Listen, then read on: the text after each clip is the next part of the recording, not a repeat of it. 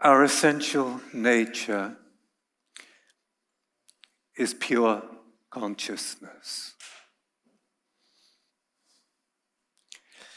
You can't see it, you can't hear it, you can't even think it. It just is.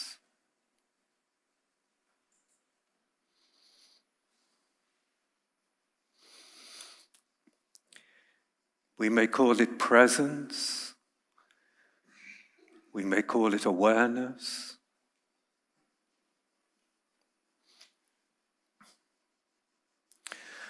But of course, these are just words.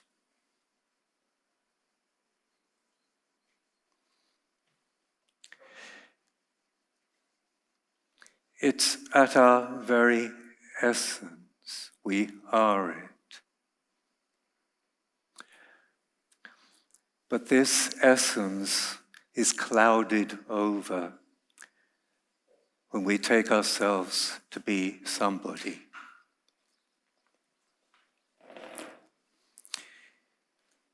The I image, who I take myself to be, a particular person, a particular man, woman, born here, belonging to which nationality. These cloud over our real nature, the vastness that we are. Instead, we enclose ourselves in a psychological me, bound by the past, and always looking to the future. That psychological me is rarely simply here, now, present. It is always looking for a hold, something to grasp onto, something to give it security. That I image lives through objects, through experiences. It cannot just be whole, happy in this moment for no reason whatsoever.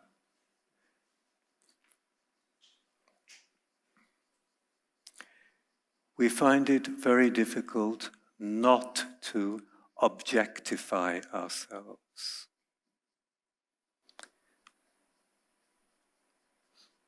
The mind, because it's orientated towards objects, the senses,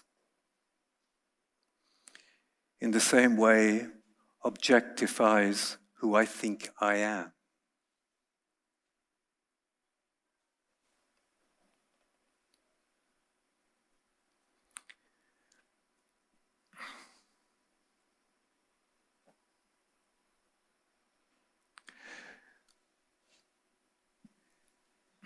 So when we take ourselves to be somebody, a psychological me, we also live in psychological time,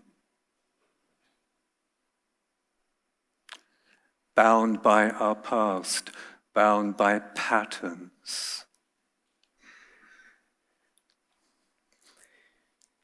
We collect bags of luggage, and we carry that luggage with us.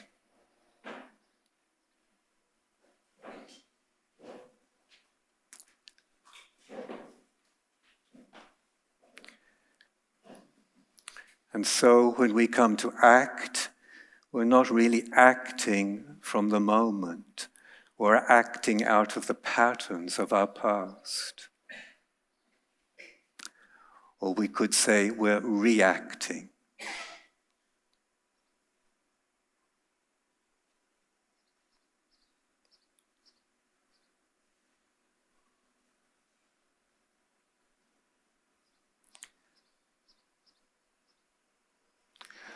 So we don't know ourselves in silence, in other words.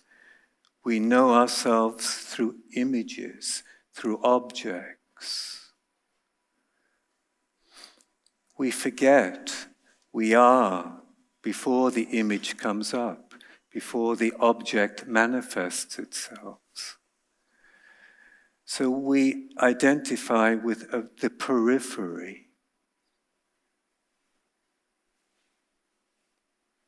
a thing. And at the same time, we make what we call other human beings also into objects, objects of perception.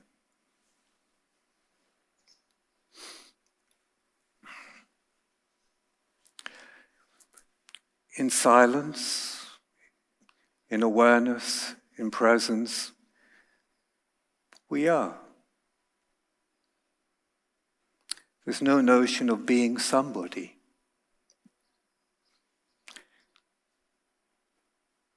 It's very beautiful to be nobody. Not for the ego, of course. The ego needs constantly to look for something to be, to become, because it's insecure.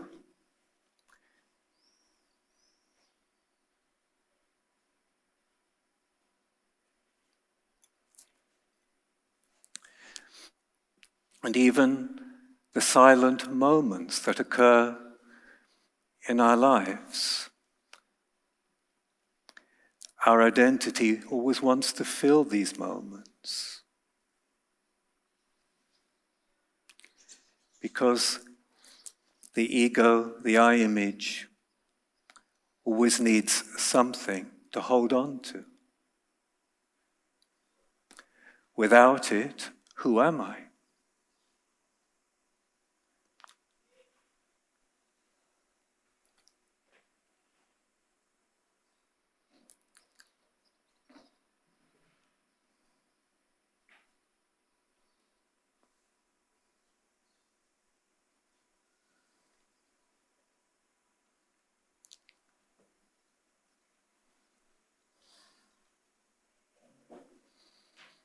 So one needs to see in daily life how we project an image of ourselves. We need to see it in the moment. So it's not just some theory. We need to see how we're always enclosing ourselves in the image, something from the past, always looking for a hold. And when you really see it,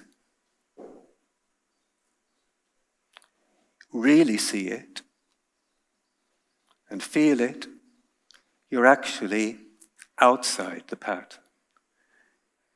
You see it, but you're not anymore enclosed in it. There's been a standing back. There's been a sense of space between awareness and this image that's in awareness, this psychological me. At that moment is a glimpse of peace, a spaciousness, when you're no longer locked in this image that you have of yourself. Because that's all it is. That image in your silence doesn't exist. But we constantly create it.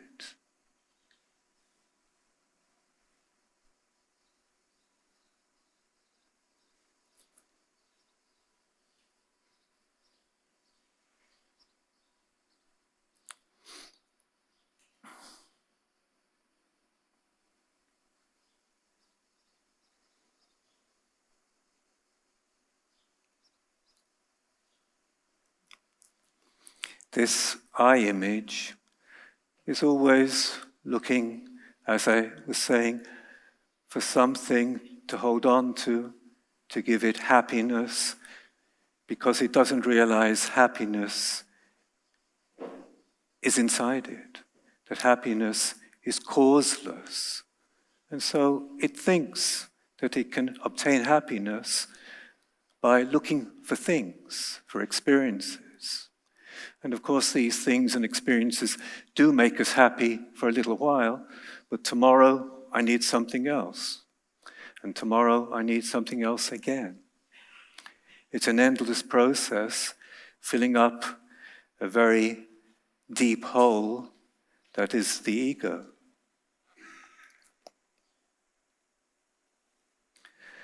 But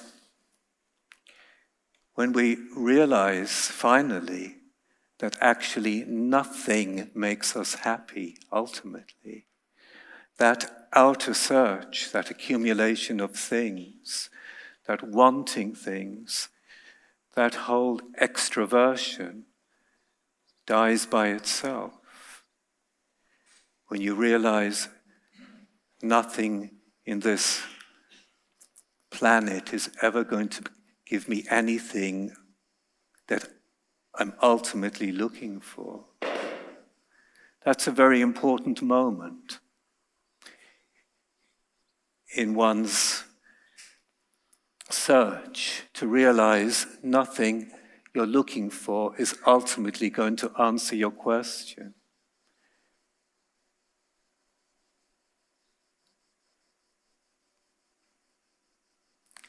And then what happens? Then I would say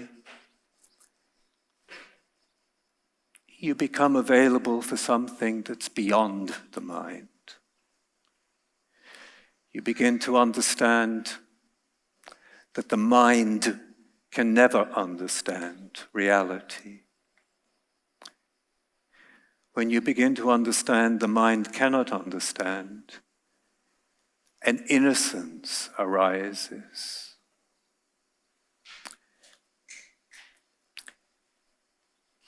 You come to the feeling, I don't know. I don't know. In not knowing, I would say you become open.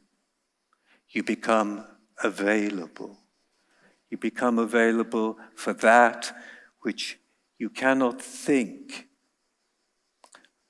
that is beyond the mind, but that which is at our very heart, that which I would say is the most obvious thing there is.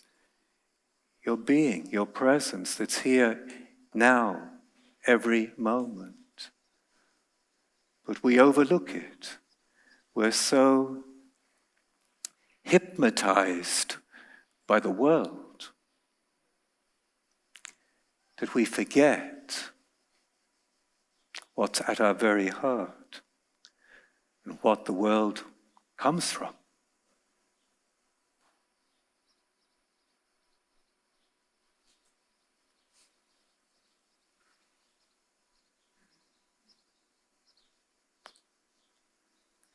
We can never grasp reality with the mind. It's not the right tool. There is no tool.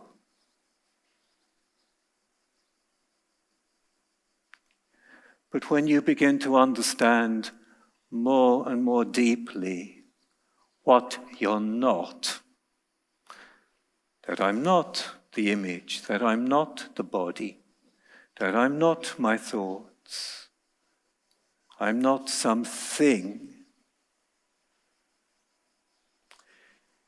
you become available to what's beyond the mind.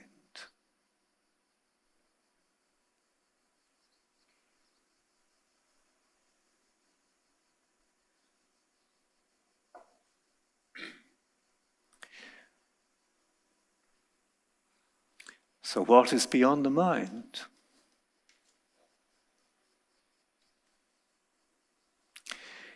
It's the vastness of being.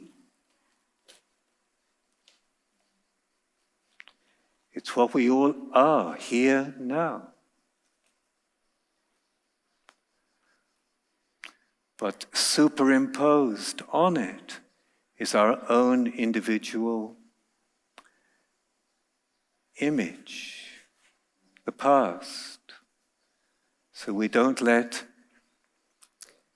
awareness, consciousness flourish.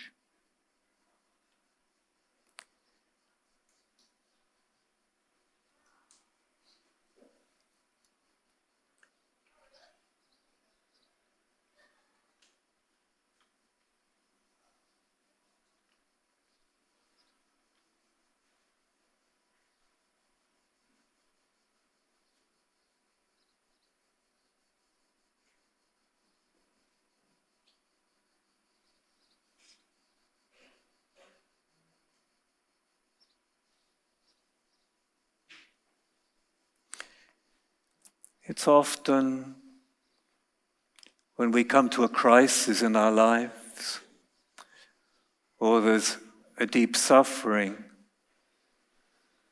that we really see how I'm so identified with this psychosomatic entity. And it makes us really stand back and see it out there. And realize, I'm not this, I'm not that.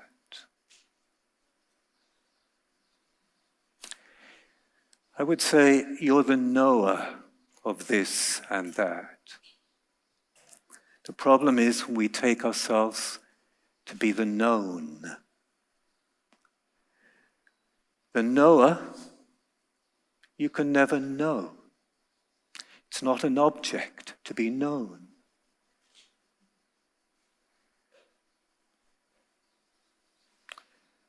You can only be it.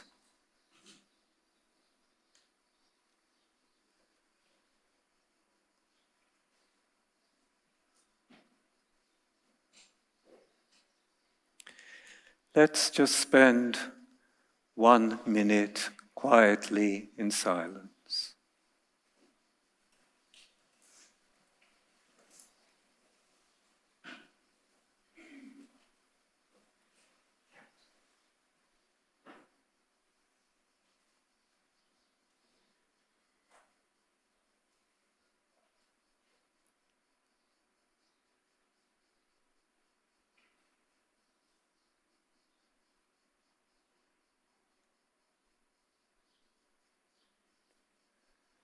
Don't look for silence.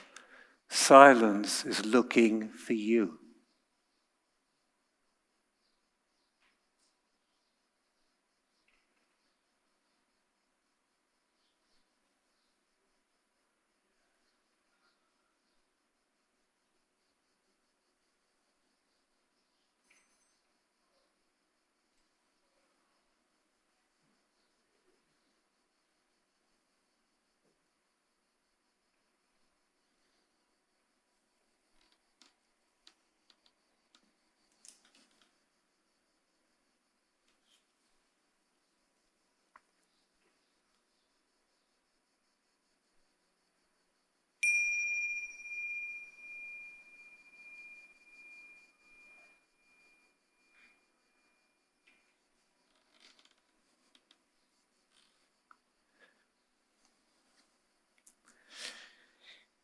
If you'd like to join us after the break, we can go more deeply with questions into some of the aspects we've touched on.